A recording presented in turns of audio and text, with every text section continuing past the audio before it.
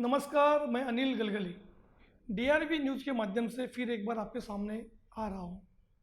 आज मुंबई में जिस तरह से वैक्सीन सेंटर को लेकर और वहाँ पर वैक्सीन को लेकर एक प्रकार की भीड़ जमा हो रही है और लोगों को परेशानी का सामना करना पड़ रहा है।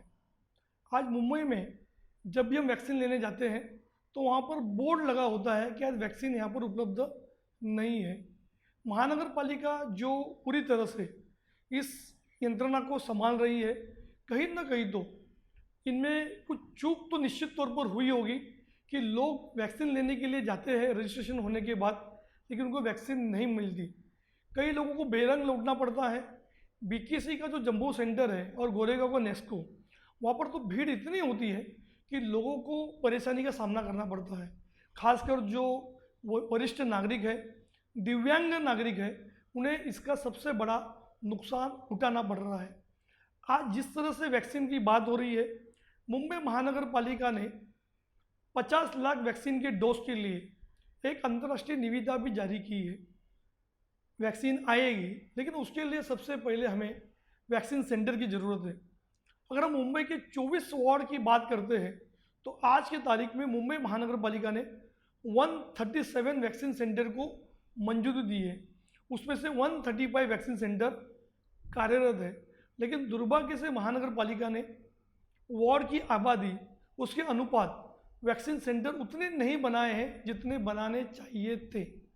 आज के वक्त मुंबई में जो 135 वैक्सीन सेंटर कार्यरत है, उसमें अगर हम देखा जाए कि वार्ड वाइज, जैसे कुर्ला एल वार्ड, वहाँ की आबादी है 9.5 लाख, वहाँ पर उन्होंने सिर्फ 2 वैक्सीन सेंटर दिए हैं, यानी 4.65 लाख आबादी के पीछे एक वैक्सीन सेंटर।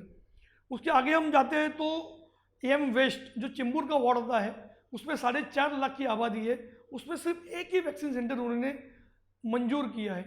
इसके अलावा एच ईस्ट में जो 5.76 की आबादी है, उसमें उन्होंने 3 वैक्सीन सेंटर दिए हैं, यानी 1.92 लाख के पीछे एक वैक्सीन सेंटर। इसी तरह अगर हम वेब नॉर्थ की बात करते हैं तो वहाँ पर 5 लाख की आबादी है, उसमें तीन उन्होंने वैक्सीन सेंटर की मंजूरी दी है, यानी 1.82 लाख के पीछे एक वैक्सीन सेंटर। कहीं ना कहीं तो ये अंतर को कम करने की आवश्यकता है। हमारी राय है कि 50,000 की आबादी के पीछे उन्होंने एक वैक्सीन सेंटर बनाना चाहिए, ताकि लोगों को सरलता से और अच्छे तरीके से वैक्सीन सेंटर में जा सके, कोई उसमें भीड़ न हो और लोगों को आसानी से वैक्सीन मिल सके। आज इंडियन एक्सप्रेस के लक्ष्मण सिंह जो वहाँ के सीनियर रिपोर्टर है, उन्होंने इस पूरे मामले को लेकर एक अच्छी रिपोर्ट भी प्रकाशित की है। मुंबई महानगर पालिका का तर्क अलग होता है कि आने वाले दिनों में हम और सेंटर बनाएंगे, लेकिन मौजूदा में जो स्थितियां हैं काफ़ी भयानक है। और सबसे बड़ी बात है कि उन्होंने नगर सेवकों के हवाले इन वैक्सीन सेंटर को देने की वजह से कहीं ना कहीं तो राजनीति भी हो रही है। नगर सेवक अपने मुताबिक, अपने वोट बैंक के मुताबिक वैक्सीन सेंटर बनाने के लिए पहल कर रहा है। उससे जो अधिकांश जो आबादी है जो स्लम में रहती है, वो कहीं ना कहीं तो इस वैक्सीन से निश्चित तौर पर वंचित होगी, क्योंकि उन्हें वहाँ से जाने के लिए लंबा समय लगेगा। वो लोग समय पर वैक्सीन सेंटर पर पहुँच नहीं पाएंगे, और जब पहुँचेंगे तो वहाँ पर भीड़ होगी।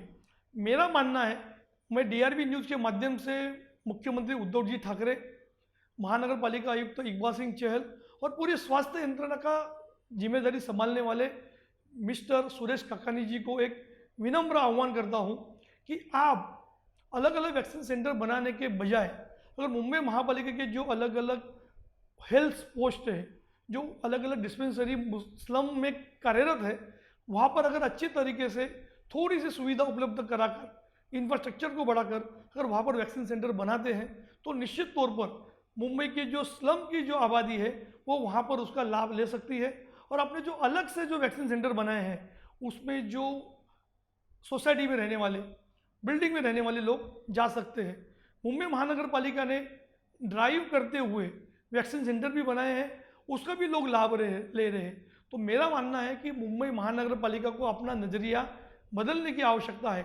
सुप्रीम कोर्ट ने हाल ही में मुंबई महानगर पालिका के कामकाज को लेकर, ऑक्सीजन प्लांट को लेकर, ऑक्सीजन सप्लाई को लेकर उनकी तारीफ की है। मेरा मानना है कि अगर इस तरह का काम और करते हैं तो निश्चित तौर पर सुप्रीम कोर्ट क्या, मुंबई कर भी मुंबई महापालिका की तारीफ करेंगे और विपक्ष भी उनकी तारीफ निश्चित तौर पर करेगा। धन्यवाद।